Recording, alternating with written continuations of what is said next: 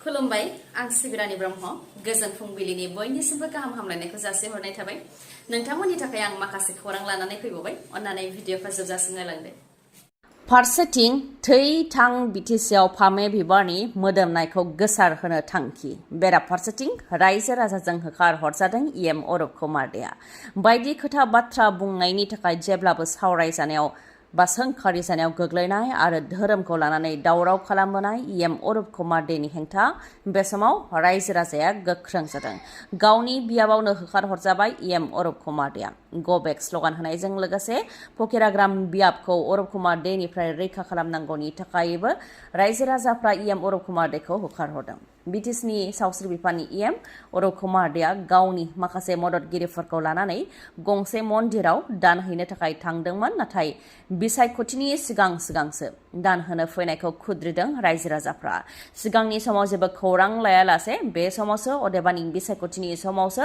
मन्दिराव दान होनो फैनायखौ लानानै खुद्रिदों रायजो राजाफ्रा आरो अरुप कुमार दे गो बेक स्लगान होनायजों लोगोसे होखारहरदों उनाव रायजो राजानि हेंथा होनायाव फिन गिदिंलांफिननो गोनां जादों बिटिसिनि इएम अरुप कुमार देआ जोनोम साना लाबोबाय दुखुनि खौरां जोनोम सानखौ दै जिङाव फालिनो थांनायाव दैजों बुखारलांजानो गोनां जादों साबा लोगोफोरा साबानि मादाव सानैया खुनुरुखुम गावनि जिउखौ रैखा खालामनो हादों नाथाय साथामा जिउ खोमानो गोनां जादों दुखुनांथाव जाथाय जानायनि उनावनो गामियाव मोनसे दुखुनि थासारि बायहाटा चारियालिनि कलाजल दैमानि साखाथियाव जोनोम सान फालिनो थाखाय थांदोंमोन साबा लोगोआ ईद फोरबोनि थाखाय फरायसालि बन्द होनाय समखौ नायनानै साबा लोगोआ कलाजल दैमानि साखाथियाव जोनोम सान फालिनो थाखाय थांदोंमोन नाथाय दैयाव दुगैनाय समावनो दुखुनांथावै साबाबो लोगोआ दैजों बुखारलांजानो गोनां जादोंमोन उनाव सानै लोगोआ खुनुरुखुमै गाव गावनि जिउखौ रैखा खालामनो हादोंमोन आरो साथामा गोमानानै दंमोन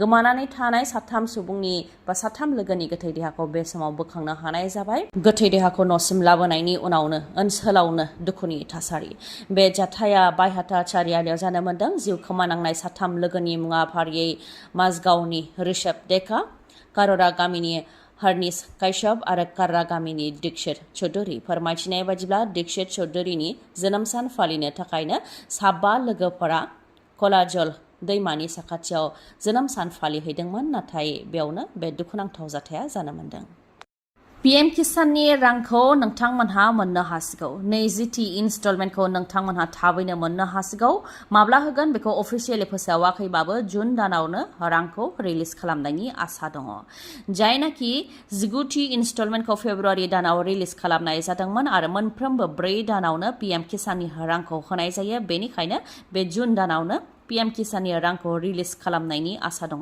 बेनिखायनो माखासे गोनांथार खामानिफोर जेरै इकेवाइसि आधार आरो बेंक एकाउन्ट लिंक खालामनाय बेफोर खामानिफोरखौ मावाखैब्ला जाहाथे बेनिफिसियारिफोरा अदेबानि मुलाम्फायारिफोरा थाबैनो खालामनानै लायो जाहाथे नोंथांमोनहाबो रां मोननायाव जेबो जेंना मोननो गोनां जाया पीएम किसाननि बेनिफिसियारिनि लिस्टआव नोंथांनि मुङा दंना गैया बेखौबो नोंथाङा नायनानै लानो हागोन मानोना गोबां नंखाय मुलाम्फायारिफोरनि मुंखौ दाननाय जादों बेनिखायनो नोंथाङा बे खेबाव पीएम किसाननि रांखौ मोननो हागोन ना हाया बेनि लिस्ट बा फारिलाइखौ नोंथाङा नायनानै लानो हागोन पीएम किसाननि अफिसियेल वेबसाइट pmkisan.gov.in आव थांनानै नोंथांनि मुङा बेनिफिसियारिनि लिस्टआव दंना गैया बेखौ नोंथाङा नायनानै लानो हागोन 20थि इनस्टलमेन्टखौ बे जुन दानावनो रिलिज खालामनायनि आसा दङ लामा सामा गाज्रि जानायखौ फाहामनो थाखाय आसामनि गिबि मन्थ्रि डक्टर हेमन्त बिश्व शर्मा बिथांनि गुबुन मोनसे थांखि जायनाखि दा दैज्लां बोथोर गोबां अखा हानायनि जाहोनाव आरो माब्लाबा समाव दैबाना जानायनि जाहोनाव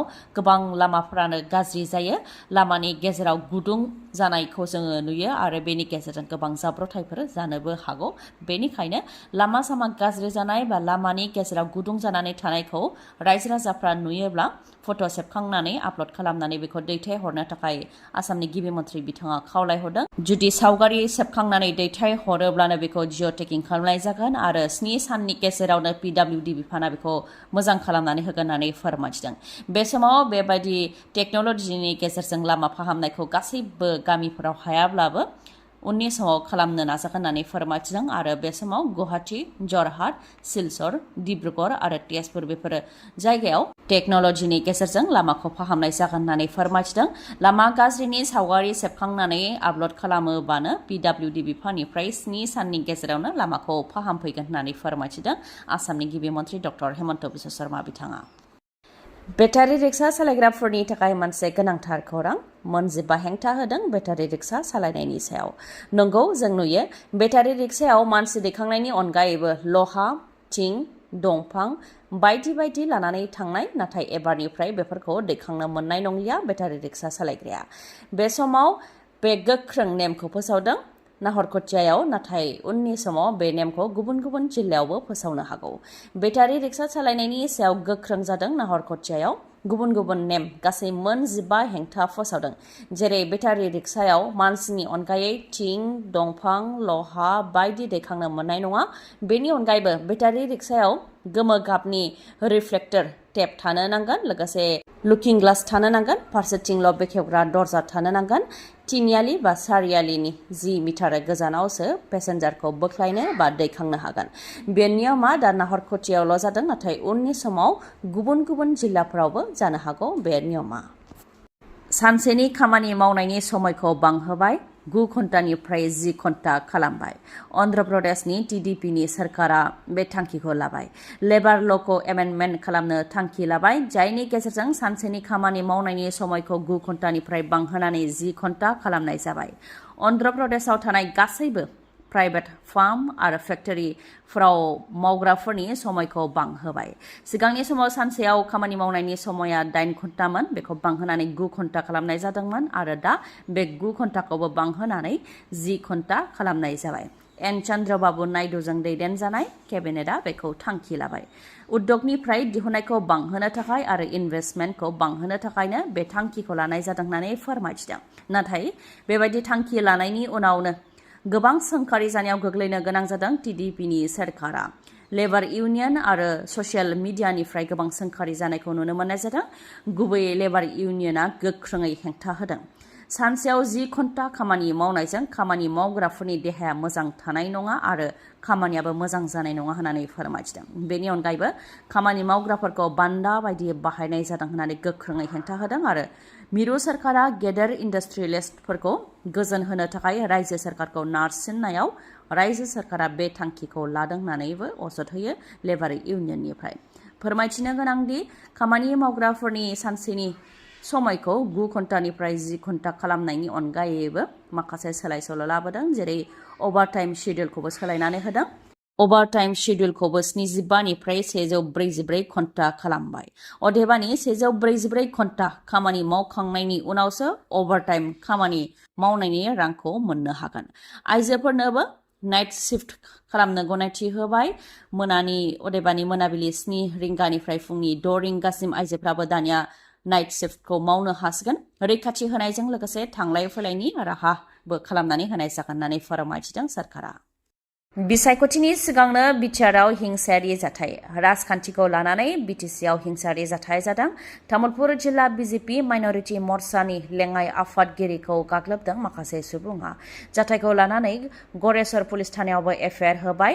माइनरिटिनि दैदेनगिरि अदेबानि मुस्लिमनि दैदेनगिरि सुरज आलिया गरेस्वरनि 1 नं रौमारिनि थागिबि। फोरमायथिनाय बायदिब्ला बिजेपिआव हाबनायनि थाखायनो सुरज आलिखौ बुदों। सुरज आलिया फोरमायथिनाय बायदिब्ला UPPL आरो BTechखौ गाज्रि मोनाखै, नाथाय बिसिनिफ्रायनो सासे सुबुङा बे खामानिखौ मावदों होननानै फोरमायथिदों। बेनिखायनो दा 7 सुबुंनि हेंथायै पुलिस थानायाव गसर होनाय जाबाय होननानै फोरमायथिदों सुरज आलिया। दिनैनि भिडिअआ एसेनोसै। गाबोन आरो गोदान भिडिअजों लोगो मोनफिनबावगोन। नोंथाङा दासिमबो आंनि चेनेलखौ साबस्क्राइब खालामाखैबा अन्नानै साबस्क्राइब खालामदो, लोगोसे लाइक, कमेन्ट आरो शेयार खालामनो दाबाव। गोजोन्थों।